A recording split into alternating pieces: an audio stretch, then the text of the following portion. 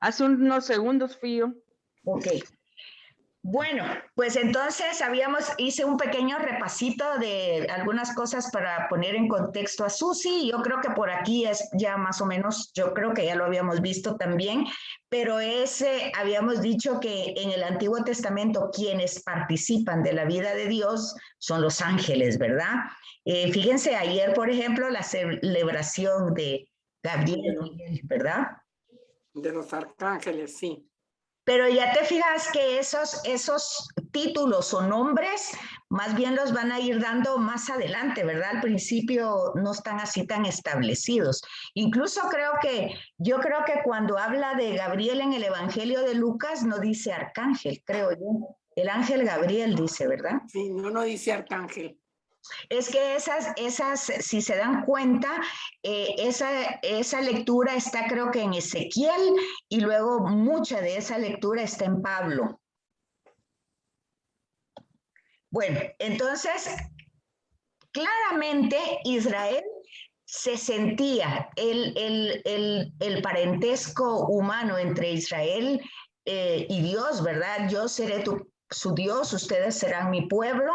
Había una pertenencia, el problema es que ellos sentían pertenecer, pero no permanecían, que es justamente la queja del profeta. Este pueblo me tiene en la boca, pero su corazón está lejos de mí, ¿verdad? Entonces está ese sentirse que pertenecían, hasta sentirse orgulloso por esa pertenencia, pero no permanecían. Entonces ellos van a ir comprendiendo a través de los profetas, a través del exilio, a través de toda la historia. Ellos van a ir entendiendo cómo tienen que ir, pues, siendo realmente el pueblo de Dios. Pero se van dando títulos, ¿verdad? Mientras ellos van aprendiendo eso. Israel como hijo, luego cómo se le va a reprochar, pues, como un hijo, el que no es fiel. Una pregunta que siempre hago todas las semanas. ¿En qué capítulo vamos? Ahorita se los puse aquí, creo que es el 11. Buenos días. Sí, es el capítulo 11. Gracias. El capítulo 11 y vamos por la sección del Antiguo Testamento, o sea, la sección 1.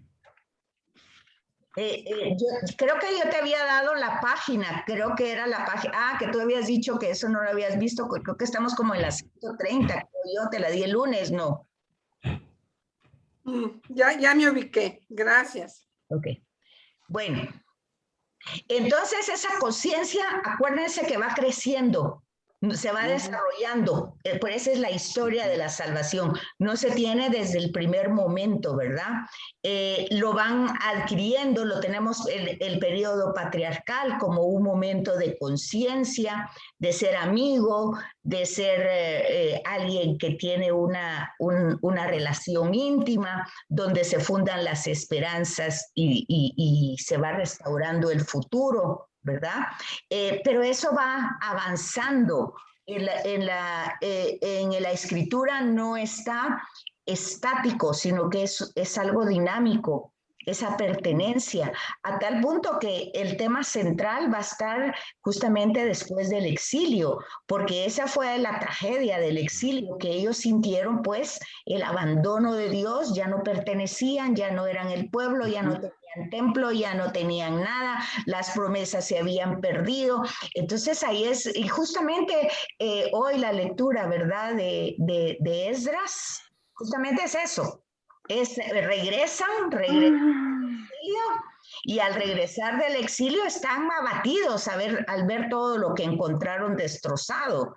Y entonces le piden a Esdras que por favor los ayude y Nehemías había encontrado el rollo y entonces ya Nehemías había tenido la conciencia, eso lo tuvimos la lectura creo que el sábado, no este que pasó sino el anterior, que Nehemías decía con el rostro enrojecido y la cara llena de vergüenza, nos damos cuenta que nuestro pecado es más alto que el cielo, ¿verdad?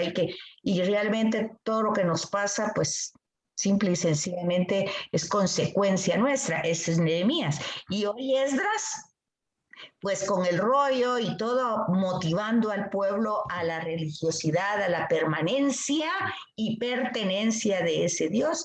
Entonces se va teniendo toda esta visión escatológica, o sea, futura. Ahí es donde empieza toda esa visión futura de que hay que permanecer, hay que estar, si realmente se es hijo. Decíamos, no sé si aquí o en otro lugar, que uno de los temas del hijo pródigo es se fue lejos, ¿verdad? Esa frase es que se apartó del Padre, del amor del Padre, de la presencia. O sea, él tuvo su herencia y se fue lejos, a tierras lejanas, dice, ¿verdad?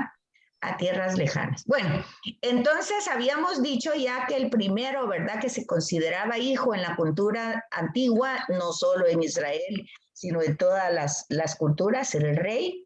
Ya habíamos visto anteriormente por unción, ¿verdad?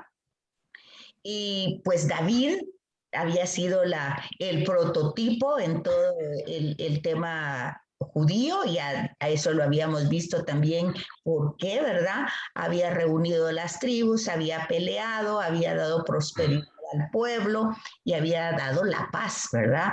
Acuérdense que, por ejemplo, la lectura del Evangelio de hoy, cuando Jesús manda de 2 en 2 a sus discípulos, para que vayan a predicar, lo primero que tiene que llevar el discípulo es la paz, ¿verdad? La paz es recibida en esa casa, se quedan, ¿verdad? Y si no la reciben, pues se van. Pero lo primero que tiene que llevar es la paz. O sea, no lleva un cuestionamiento, una acusación, un juicio, lleva la paz. Entonces, todo eso va progresivamente hasta Jesús, y es lo que hemos hablado del hilo conductor, ¿verdad? El hijo de Yahvé era otro nombre, ¿verdad? También es un título mesiánico que se ha utilizado en los salmos y que después justamente los primeros cristianos se lo van a aplicar a Jesús. Y entonces aquí ya vemos esos títulos mesiánicos. ¿Qué es el enfoque del mesianismo? Pues es una visión de lo que nosotros no podemos hacer por nuestros medios. David ya, pues después de el reino se habían quedado a través de los años sin monarquía, sin tierra, sin templos, sin nada. Entonces los profetas, ante un estado de frustración, de total derrota, de no entender nada, de confusión, había muchas interpretaciones. Una que está que Ezequiel corrige es aquella de: nuestros padres comieron la fruta y nosotros sufrimos la dentera. ¿Qué significaba? Fueron nuestros padres los que pecaron, no somos nosotros estamos viviendo las consecuencias. Hasta el tiempo de Jesús pasa eso, porque cuando Jesús les dice, bueno, luego si ustedes se dan cuenta que sus padres mataron a profetas y ahora me quieren matar a mí, pues la cosa no ha cambiado mucho, ¿verdad? Entonces, pero el título de mesiánico, o sea, ese enfoque, es alguien que Dios va a hacer surgir, Dios mismo en el proceso histórico, el que va a desarrollar todo lo que humanamente nosotros no podemos. Y entonces aquí viene el título de Jesús. Ese es un tema que hay que entender, porque muchos que estudian a Jesús, pero sin fe, dicen, bueno, al final de cuentas, el mesianismo es algo que el pueblo judío esperaba, que viviera un personaje en la historia que hiciera lo mismo que David, que peleara contra los imperios, que les diera la paz, o sea, algo que todavía ellos siguen luchando porque siguen en esas guerras. Nunca, dice, el mesianismo se esperaba que fuera Dios mismo encarnado, ¿ok? Pero esa es ya nuestra fe cristiana. Ahí ya se dan cuenta ustedes que hay un gran salto del judaísmo al cristianismo. Y por eso Pablo va a decir que cuando se anuncia a Jesús como hijo de Dios, pero muerto y resucitado, ya como Dios mismo resucitado, pues entonces para los judíos es una locura o es un escándalo, igual para los griegos, ¿verdad? O sea, porque no entraba en los conceptos que tenían de Dios. Entonces, en estos títulos vemos las escenas de las tentaciones, que justamente son tentaciones para el mesianismo que esperaban. O sea, lo que nosotros pensamos para tener éxito es tener protagonismo, tener prosperidad, tener prestigio, tener riquezas. Y si ustedes, por ejemplo, la teología de la prosperidad dirá, siempre cuando ustedes preguntan, ¿y cómo están bendecidos?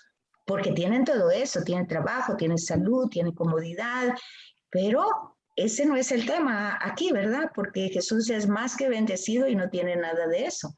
Entonces, justamente las tentaciones son esos.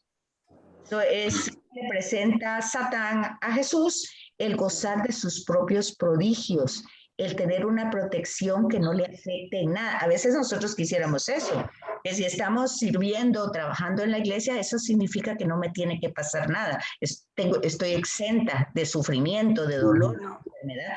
Y ya saben ustedes que no es cierto, ¿verdad? Esas son justamente las tentaciones. Ser invulnerable, o sea, que no me afecte la enfermedad, que no me afecte la pandemia, que no me afecte ni en lo económico, ni en la salud, ni en nada, ¿verdad? Ni a mi familia. Bueno, esas son las tentaciones. Que los prodigios estén conmigo. Eso fue lo que aquí está presentado con Jesús. Sin embargo, para Jesús hallar el alimento y apoyo en la voluntad de Dios, ese va a ser el tema. O sea, el alimento, el apoyo, la fuerza, la comprensión, la luz, pues está en Dios, ¿verdad? Por eso él rechaza el mesianismo, que eran las expectativas de todo el pueblo, que por eso no aceptan a Jesús, y deja aparecer un vínculo que es más fuerte con el Padre, ¿verdad? Eso hay que comprenderlo porque ni siquiera sus discípulos le entendían. No porque fuera difícil lo que hablara Jesús, sino porque su estructura mental estaba enfocada en otra forma, su perspectiva era otra. Entonces, lo que les decía Jesús, pues no, por ejemplo, es el primer anuncio de Jesús que va a morir, que sí es el Mesías, pero va a morir.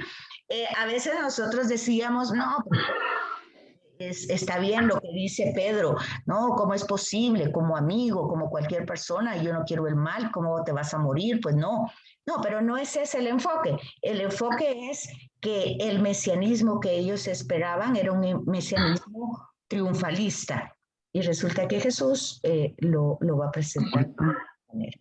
Eso es lo que ellos no comprenden, no aceptan hasta el día de hoy. Y que Una pregunta, fíjate que aquí dice algo que no comprendo. Analú, apaga tu micrófono, se oyen muchas cosas. Dice... Híjole, ¿de dónde? Se oye cuando bostezas, se oyen tus cubiertos, se oye todo.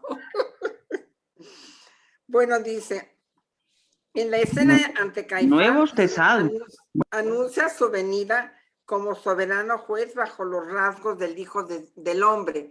Yo había oído esos rasgos en Isaías, pero en el Hijo del Hombre, ¿dónde? En Daniel. Ah, en Daniel. Ajá. En Daniel está todo el tema de Hijo de Hombre. Gracias. Ok, entonces aquí, por eso, acuérdense ustedes cuando los demonios pues reconocen a Jesús, pues lo reconocen bajo esa línea y por eso les impone silencio. Por eso, porque realmente ellos no están confesando desde la fe, sino desde el protagonismo, desde el triunfalismo, desde todo eso, ¿verdad? Desde el poderío. Y es lo que les decía en relación a Pedro, a la confesión de fe de Pedro, que realmente no comprende de qué se trata el mesianismo de Jesús, ¿verdad? Va a tener que tener un proceso de vida para ir entendiendo eso. Antes Caifás, o sea que ese tema del mesianismo, tal vez no lo hemos entendido, pero en muchos lugares está como diálogo. Y Jesús dialogando con los espíritus malos, Satanás, Jesús dialogando con el Sanedrín, Jesús dialogando con los fariseos. Lo que está en el fondo es un mesianismo. ¿Qué clase de Mesías es él, verdad? Y por eso tan importante el final del Evangelio de Marcos, cuando el que confiesa ese mesianismo es justamente un pagano, ¿verdad? Un centurión. Y es interesante también en el Evangelio de Lucas que el que confiesa a Jesús como hijo de Dios, como el verdadero Mesías, es un ladrón. Fíjense ustedes, el Evangelio, ahí es donde ustedes ven una estructura con una sabiduría enorme, ¿verdad? Porque todos esos diálogos se sintetizan al final con esas confesiones. ¿Sí van conmigo? Sí. Ok. Sí, pero esto es hasta después de que viene el Espíritu Santo, ¿verdad? Pues es que fíjate que en Marcos y en Mateo es el centurión, que es un pagano el que... Así, en el momento de la muerte, sí. Y en Lucas es el buen ladrón. Ok. Ahora en Juan, acuérdense que ya hemos dicho que son catequesis, que cada catequesis tiene que ver con esas hojas que yo les mandé, el creer, el permanecer. Bueno, aquí, entonces, todo el tema del mesianismo de Jesús, de la filiación de Jesús, es con el Padre. O sea, todo lo que nosotros podemos ver en sus gestos, en sus obras, en sus palabras, es porque Él está totalmente fundido con el Padre.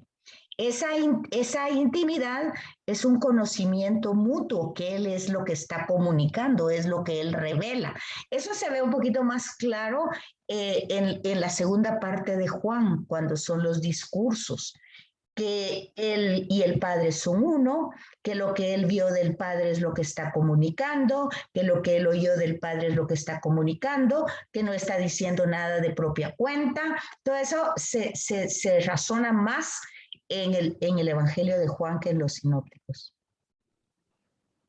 Y en la resurrección, pues la forma sencilla de comprender la resurrección es el aval que el Padre le da al Hijo. O sea, no lo bajó de la cruz, no le evitó el sufrimiento, no, o sea, todo el tema desde la cena hasta su muerte, su bajada de cruz, no se lo evitó, pero la filiación divina se constata, el Padre la constata, la afirma con la resurrección. Entonces, por eso dice aquí, es la confirmación dada por Dios que reivindica a Jesús delante de todo el mundo, ¿verdad? De Caifás y de todo el mundo. El problema es que estas personas igual no creyeron, ¿verdad? Entonces, la confesión de fe cristiana tiene por objeto a Jesús, Hijo de Dios. Pero para eso hay que entenderlo y hay que reconocerlo encarnado, muerto y resucitado. O sea, son los misterios de la fe, ¿verdad? Porque no hay otro camino, no hay otro camino. Entonces, aquí es donde Pablo dice, reafirma la filiación divina, Hijo de Dios, enviado para salvarnos y reconciliarnos. Fíjense que cuando en el texto nosotros, por ejemplo, encontramos sentencias muy fáciles, muy sencillas escritas, por ejemplo, fue enviado por el Padre para salvarnos, para dar la vida por nosotros. Y nosotros la dejamos en esa frasecita muy sencilla, pero esa frasecita muy sencilla tiene toda la historia del Antiguo Testamento, todo el problema de pecado de la humanidad, todos los esfuerzos de Dios para salvarnos y toda nuestra necedad y rebeldía de no aceptar ese amor. Entonces, ese no es en automático que pasa, ni es mágico, sino que es toda una historia dolorosa de Dios amando, de Dios presentándose, de Dios acercándose, de Dios amor hacia la humanidad, y el hombre con una actitud rebelde de rechazo de tanta cosa, un esfuerzo de Dios de enviar profetas, hasta que se encarna y pasa lo mismo. Entonces, es algo que hay que comprender desde esas sentencias fáciles y sencillas, o de algunas confesiones, ¿verdad? Que están puestas ahí muy sencillas, pero que nosotros tenemos que, cuando dice aquí que con sentido restringido, si ustedes quieren ver esta cita de Juan 1:34, 1:51, entonces ustedes se van a dar cuenta pues de que están las citas sencillas, pero tiene toda una historia que hay que comprender, no solo una frase. O sea, por ejemplo, es muy, muy fácil a la gente decir, para Dios no hay nada imposible. Y la gente pues cabalga con esa frase. Pero resulta de que esa frase tiene toda una historia de que lo que más difícil ha sido para Dios es que el hombre le reconozca por ser él quien es. Ha sido y sigue siendo la gran dificultad, ¿verdad? Porque ahí están las evidencias. No, si fuera fácil, pero no es fácil. Pues ha costado la vida del hijo, ha costado la sangre del hijo y todavía seguimos en esa misma historia de pecado. Y dice, bueno, pues que Dios quitó el pecado, Jesús con su sangre lo limpió. Sí, pero luego Pablo dice, pero ustedes quieren seguir otra vez con cepo, aferrados a esas esclavitudes. Sí, eso sí. Mira, estoy pensando que posiblemente los judíos no podían entender, bueno, no se trata de que entendamos, sino que aceptemos el misterio de la Trinidad, que esto les costó trabajo.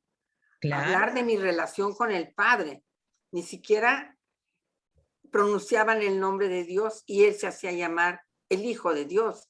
Entonces, esto ha de haber sido el problema más difícil para ellos. Imagínate, y quien me ve a mí, ve al Padre.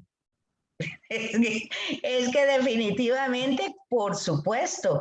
Entonces, ahí vemos el gran escándalo, la gran dificultad. Y después, con la comunidad cristiana, es toda esa historia de los primeros siglos de concilio, que tú dices, a ellos les costó, a ellos, a nosotros y a todo el mundo, porque no es un tema intelectual, no es un tema de comprensión de la mente. A mí también me cuesta todavía me cuesta. Claro. Separar las tres personas divinas, ¿sí? Y que es que no están separadas. Me cuesta. Y por eso está aquí, ¿ves? Esta doxología. El Padre glorifica al Hijo para que el Hijo le glorifique al Padre. Todo esto está en Juan, en el tema de vivificar, es lo que les decía. Aquí es donde en estos discursos y en el Evangelio de Juan es donde uno va a encontrar más esa situación. ¿Pero por qué? Porque ya la iglesia, o sea, las comunidades cristianas ya están establecidas, pero con una gran diversidad de comprensión. Cada quien cree de distinta manera. Eso pasa hoy. Y eso fue 90 años después a los 90 años. Fíjate que estudios actuales dicen que el Evangelio de Juan, que entró en el canon, porque sí hubo procesos de elaboración desde el año 90, pero fue muy difícil que entrara al canon por todo este tipo de confusiones. Y el que entró en el canon dice que fue casi después del Concilio de Nicea, 325, algo así. Y si a ellos les costó trabajo, y a nosotros conociendo la revelación, y entendiendo que me ve a mí, ve al Padre, pues es una aceptación desde la fe, porque no es comprensible. Sí, no es muy difícil.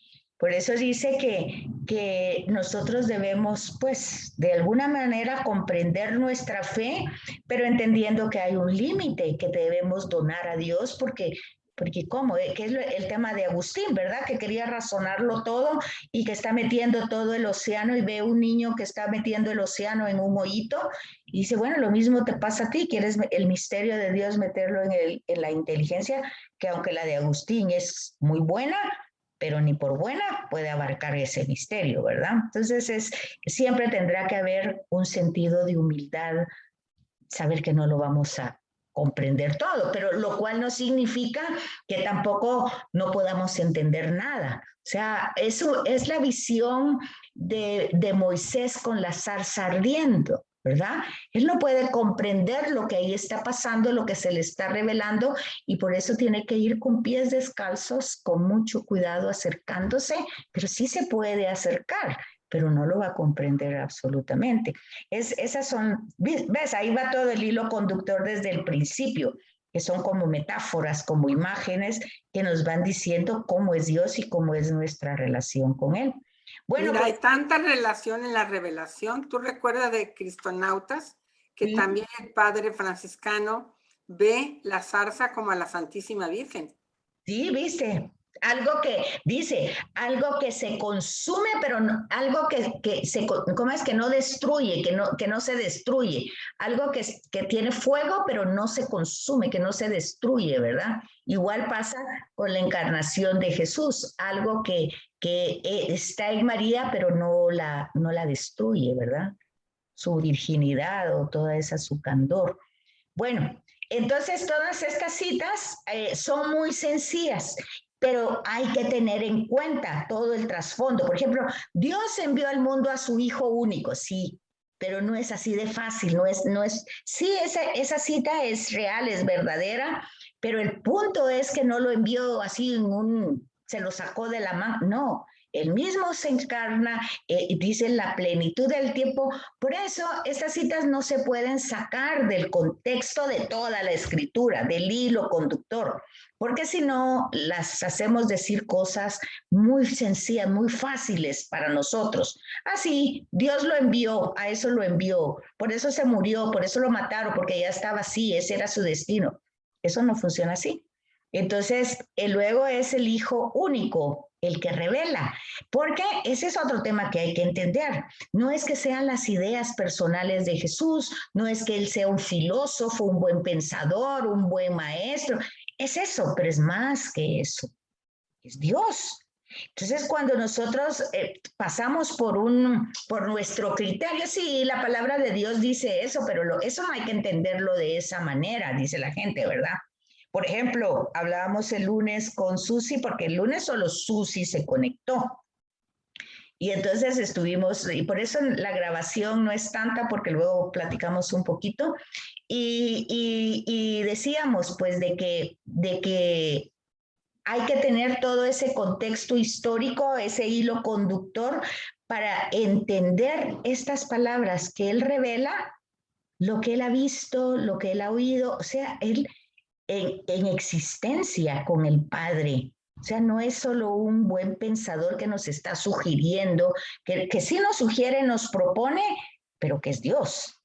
O sea, ahí uno tiene que entender que no puede pasar, sí, que el domingo decía que si tu mano, quítatela, que si tu ojo, arráncatelo, que si tu pie. Y le decía iba Susi, la homilía fue preciosa porque dice el sacerdote, no es que Dios quiera que nos estemos mutilando. ¿Y qué se gana con eso? Al final, si tú robas con la derecha, te la quitas y te queda la izquierda para seguirlo haciendo. Entonces no se trata de eso. Se trata de qué? De que la mano, ¿qué es lo que hace? ¿Qué es lo que quita? ¿Qué es lo que...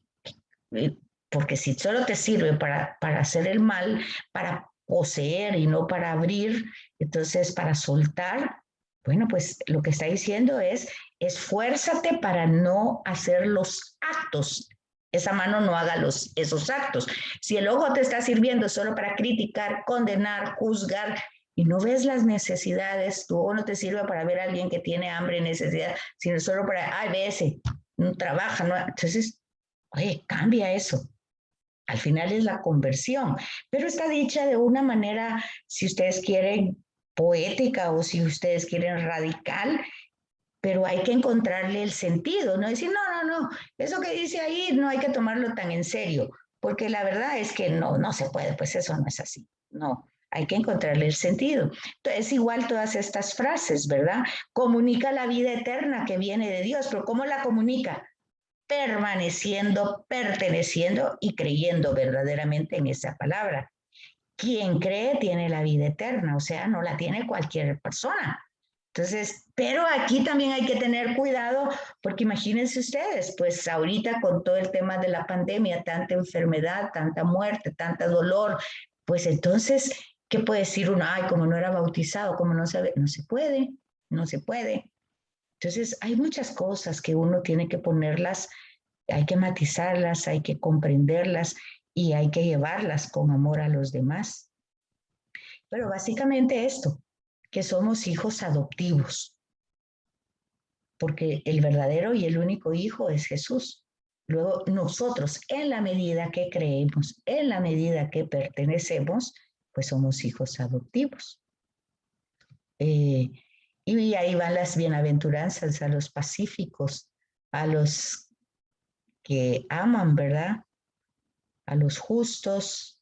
Pues esas bienaventuranzas son justamente las características de la adopción. Pues de hecho Jesús fue eso. Entonces, en la medida de que se pertenece y se cree, pero esa medida no va a depender de nuestras capacidades, va a depender de nuestra apertura a la gracia. Estaba oyendo yo una homilía de, ¿cómo se llama el padre? Este santo que es el patrono de los sacerdotes. No recuerdo ahorita el nombre. Que él decía, Vianney, ¿cómo se llama? sí, él estaba oyendo yo la homilía. Vianney, el padre Juan María Vianney. Sí, Juan María Vianney, él decía, yo estaba viendo una homilía él y decía, si nosotros nos hemos confesado sin verdadera contrición, y él explica todos los pasos de la contrición, dice, nuestras confesiones y nuestras comuniones han sido sacrílegas. Dice así. Y yo pues pensé, híjole, dije, imagínense, ¿qué hiciéramos nosotros si ahorita ese sermón o esa homilía? Pues sería muy difícil hablar así. Es algo que uno tiene que ir como actualizando. No sé si me comprenden lo que les estoy diciendo. Sí, porque igualmente decía el padre Cantalamesa, creo que no me equivoco, de sacerdote,